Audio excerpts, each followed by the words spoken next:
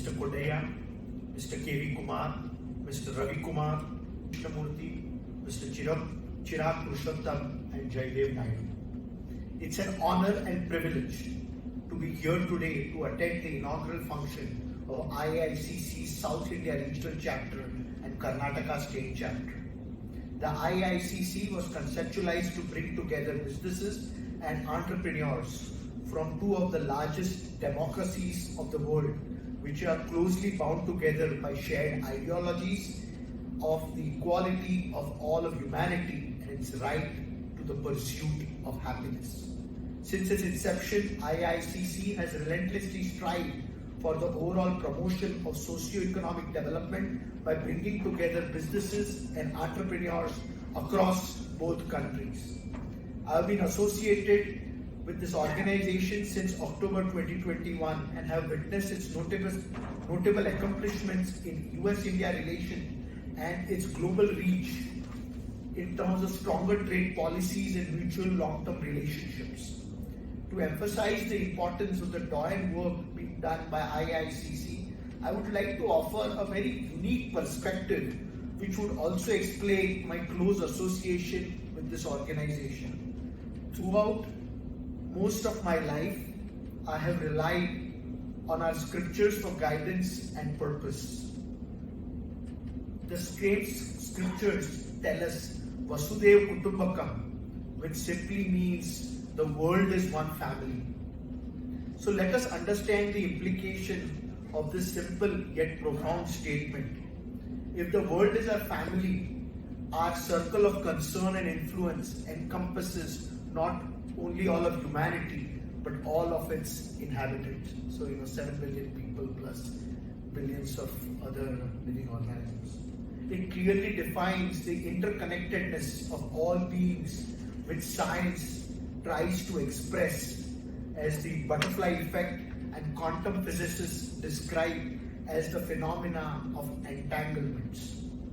So the first premise is that every action, however small, impacts the entire world, and no country or group can be insulated from our actions. When all are considered part of the same family, all effort is directed to the mutual well-being and growth without exclusion of any. Inherent differences between individuals in a family are not looked at as a divisive but celebrated in their diversity. Each member of a family carries out their role to contribute to the general well-being in line with their current capability. The family in turn continues to nurture the growth of each of its members. So this is my opinion, the most important role that IAICC brings together nations and uniting them with a common purpose for joint action. One may ask how business, trade and commerce plays a role in this. Vedanta provides the answer. Vedanta propounds that each must play their part to the fullest of their capability. Capabilities in turn must be used not for personal and selfish gains but for greater good. It establishes that the joy and happiness obtained from selfish pursuits are fleeting and short-lived. But the joy of making others happy is far greater and lasting. What better way to bring joy to others than business, commerce and trade, whose fundamental premise is to find opportunity in meeting every need or challenge. All business ultimately owes their existence to meet the needs of others. So all trade, commerce and business endeavor stemming from this philosophy and then automatically becomes a noble pursuit. It is this that ensures that the needs of all are met and strives to improve the quality of life for all. It is this that creates employment opportunities and empowers every noble profession that you can think of, including teaching and medicine. It is this that proposes natural resources without exploitation in a long-term sustainable manner. It is this that creates and endows purchasing power fairly to all the stakeholders in the pursuit of happiness. It does not discriminate, nor does it prioritize the desires of a few over the needs of many. It does not exploit, but it serves. It is based on eternal values, very much like the values expressed by the founding fathers of both our great nations, United States of America and India. So just imagine a world where IAICC brings together business, industry and governance to promote and support those who espouse and live by the simple understanding of Vasudhaiva Kutumbakam. I'm glad that the inauguration of IAICC South India Karnataka chapter is happening at a time when both US and India have come together and are looked by the rest of the world as role models for inclusive economic growth and social development. Now let's talk about the leadership of our great country, Narendra Bhai Modi. And India has recently taken over the presidency of G20, the world's most influential economic multilateral forum, where it would be leading the 19 countries in European Union of G20 until November 2023. In this role, India will be spearheading nearly 85% of world's GDP and 75% of international trade. This is a major opportunity with able leadership to push for large economic, social and community development in a sustainable manner.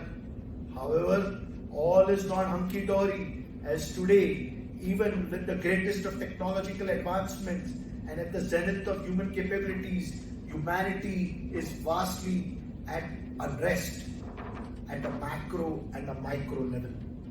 This is bothering me. I'm sure it bothers a lot of us in this room. The rising tensions and escalations and hostilities in different parts of the world have not only hit the world economically drastically, but put humanity on the brink of annihilation. Here too, Vasudhaiva Kutumbakam guides for peace and harmony, using understanding and selfless support of those who need it. So I'm hopeful and confident that under India's G20 presidency, with the support of the rest of the world, we will see a rise in human consciousness which fosters peace and brotherhood rather than aggression and conflict. The heightened consciousness will not exploit differences and use them as divisive ends, but allow us to celebrate our differences and nurture this vast and varied and colorful canvas of human existence. If there is one common desire that binds all humanity, it is the aspiration to live happily and peacefully. Indian masters have, as long we know, proclaimed that the external world as a reflection of what is within the individual. The West, through the aid of advancement and understanding of the human mind, has established this as a fact. So if external peace and the fruit it brings us in our deepest desire, each individual must first foster peace within. I'll repeat, if external peace and the fruit it brings us is our deepest desire, each individual must first foster peace within. Here too, India has a lot to offer, as it possibly the first civilization which has articulated the framework to be adopted for inner peace. This now is known throughout the world as yoga, or joining with one's higher self. India is happy to share this framework of life itself with the rest of the world to bring inner peace in each individual, ultimately manifesting as world peace.